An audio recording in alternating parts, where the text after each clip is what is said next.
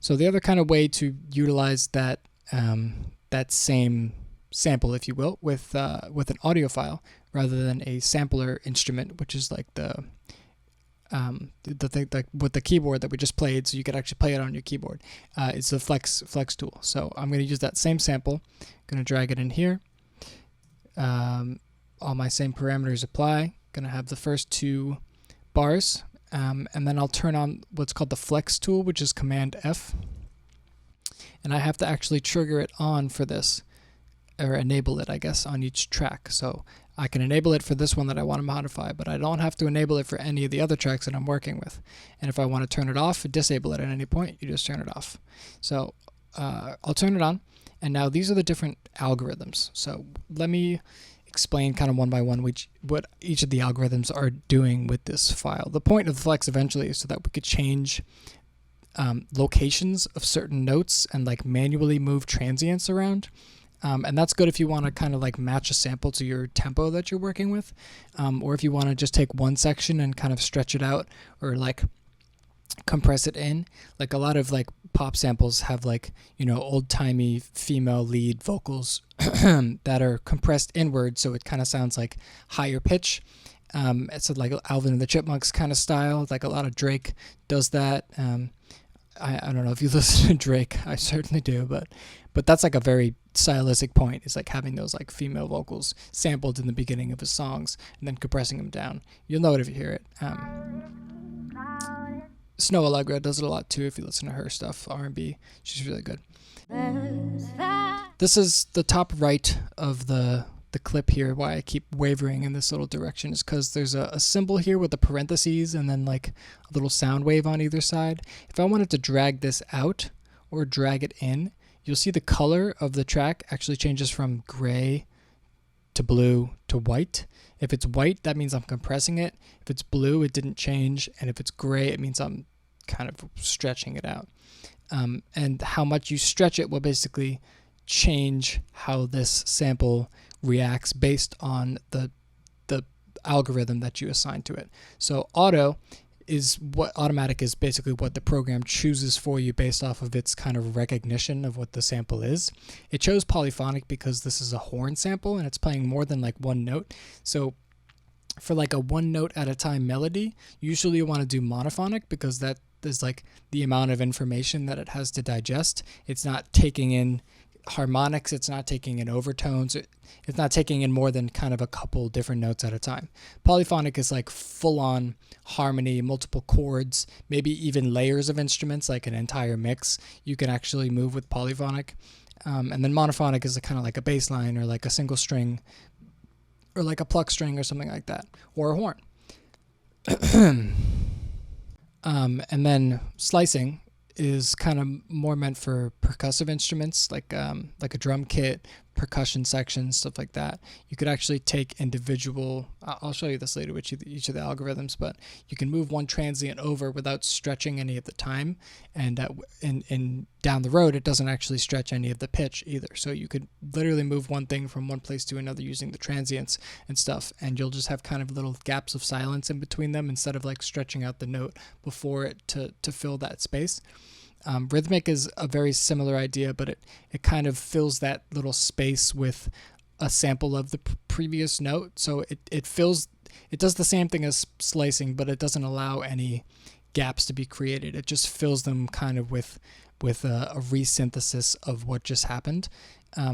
Polyphonic, again, I just went over that. And speed and tempophone, both, they're really meant to be used in like a creative manner. Like they're not, the way you adjust your file with a tempophone mimics like some piece of hardware, I think called a tempophone, that like uses some sort of granular synthesis to actually stretch and modify the files and all of that. So it's more of a creative tool. And speed, if you actually change the length of the file, if you're stretching it out, it'll pitch it down.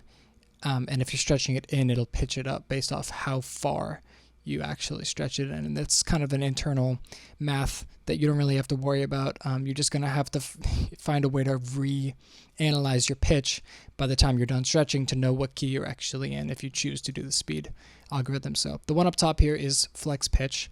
I told you I'd help you find these notes, and this is how you do it. So flex pitch is on for this. I'm going to double click it to open the editor. And now this first note basically is telling me that the horn is playing the key of G.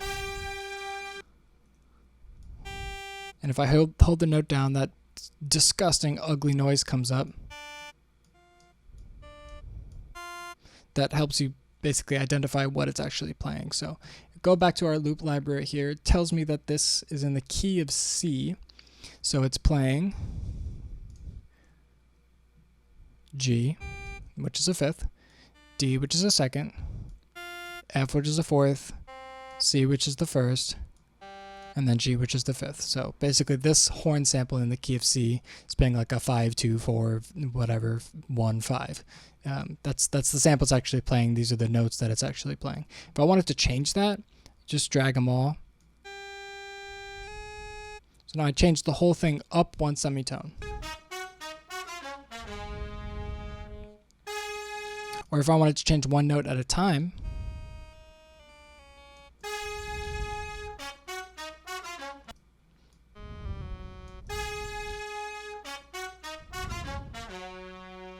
so doesn't sound at all like the original sample, right?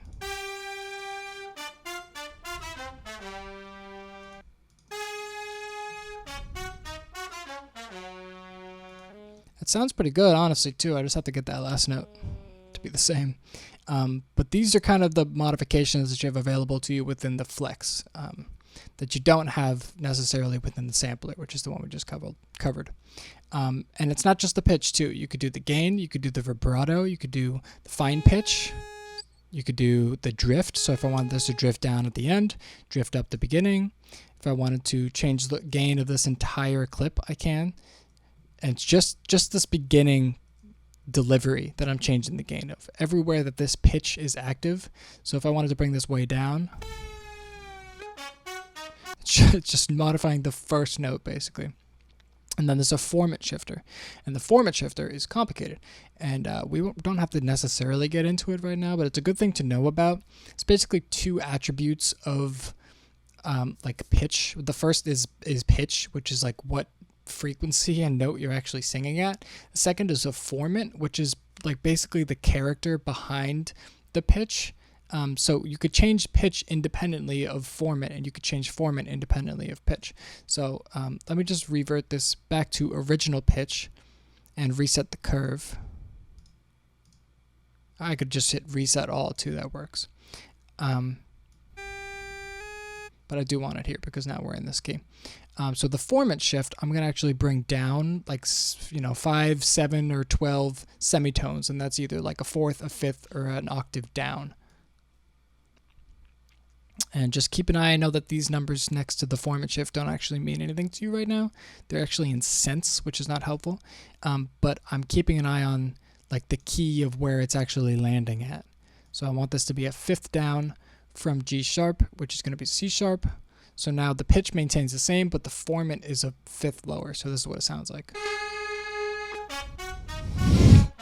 It's disorienting, I know. It doesn't sound great on horns.